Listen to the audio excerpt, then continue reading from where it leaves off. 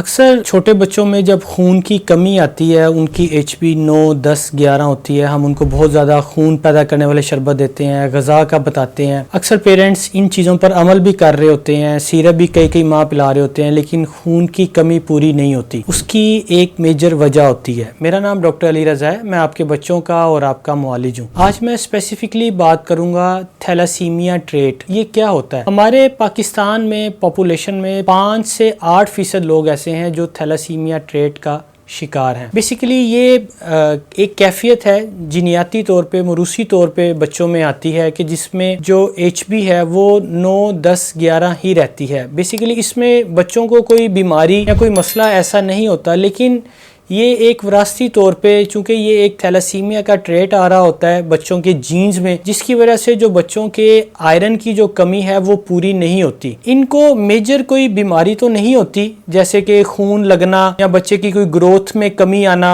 वो चीज़ें नहीं होती। लेकिन क्या है कि छोटे बच्चों में खून की कमी की जो अलामात होती हैं वो उसमें मौजूद होती हैं। जैसे बच्चा थोड़ा सा वीक, डल सा फील होगा, अच्छा खाता पीता नहीं होगा, उसकी जो हड्डियां हैं वो दर्द करती होंगी, या उसके कभी उसका दांत खराब होते होंगे, पेट में दर्द महसूस करता होगा, ग्रोथ उसकी उतनी नहीं होगी जितनी एक्सपेक्टेड होगी।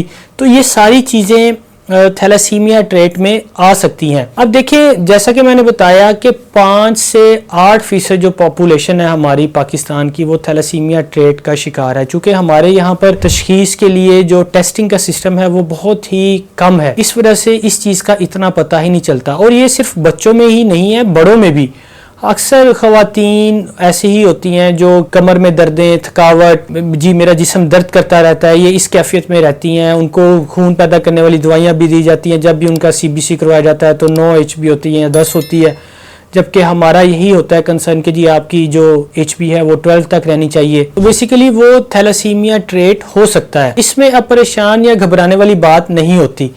आपने बच्चे की जो जनरल केयर है वही करनी होती है। पेरेंट्स ने बच्चे की खुराक का बहुत ज़्यादा ख्याल रखना होता है, बच्चे की सफाई सुथराई का ख़ास ख्याल रखना होता है। इसके अलावा डॉक्टर को चेक करवाना बहुत ज़रूरी है। देखें, बच्चे का CBC का टेस्ट करवाना पड़ता है, उसमें जो उसकी HB है वो देखी जाती है, हेमाटोक्रिट है, MCV है, RDW की जो परसेंटेज है वो देखी जाती है। इसके अलावा एक टेस्ट जो HP इलेक्ट्रोफोरेसिस का है, ये मैटर करता है बहुत ज़्यादा।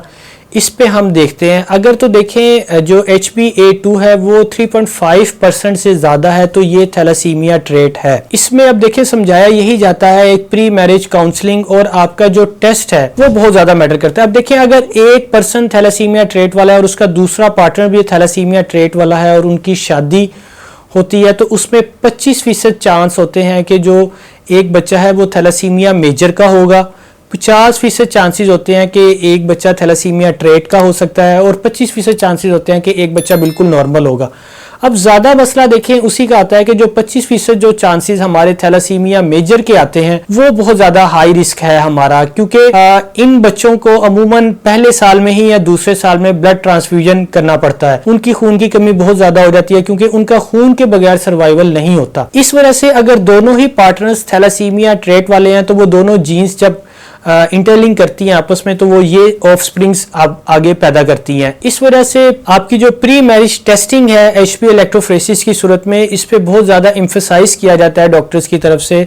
मैं भी आपको गाइड कर रहा हूँ कि आप अगर ख़ानदान में बहुत ज़्यादा शादियाँ कर रहे हैं या आपके बच्चे ख़ानदान में पहले वीक है, देखिए अक्सर पेरेंट्स को ये भी समझाया जाता है कि आप जब ख़ानदान में बहुत ज़्यादा कज़न मैरिजेज हो रही होती हैं तो जो जीन्स हैं वो वीक आते जाते हैं आगे से, और उस पर फिर ज़्यादातर यही हो रहा होता है कि बच्चे को हम खून पैदा करने वाली दवाइयाँ दे रहे होते हैं, खुराक का बता रहे होते हैं, लेकिन बच्चे की जो HB है वो बढ़ ही नहीं रही होती। तो इस वजह से आपने इसका थैलासीमिया ट्रेट को ज़रूर मद्देनज़र रखना है। ये एक आगाही वीडियो है सब पेरेंट्स के लिए, सब बड़ों के लिए। मेरे इस वीडियो को अपने फ्रेंड्स और फैमिली के साथ शेयर करें ताकि उनको भी आइडिया हो कि ये चीज़ें एक हकीकत हैं और ये आगे जाके फेस करनी पड़ती हैं, बच्चों में भी बड़ों में भी। इस वजह से आप अपना एक HP इलेक्ट्रोफोरेसिस का टेस्ट ज़रूर करवाएं, अपना CBC का टेस्ट करवाएं बच्चों का। अगर कोई बच्चा थैलासीमिया ट्रेट वाला है, उसका सीरम फेरेटिन जो लेवल है वो नॉर्मल है तो कोई परेशानी वाली बात नहीं है।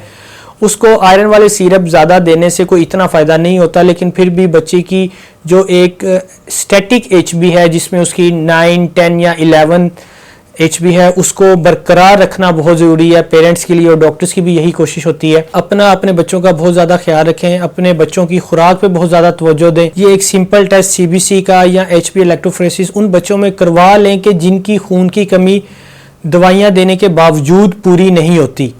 उम्मीद है मेरी आपको ये वीडियो पसंद आई होगी और आपकी मालूमात में इजाफा हुआ होगा। आपका इससे मुताल्लिक कोई भी सवाल हो तो आप मुझे कमेंट बॉक्स में पूछ सकते हैं।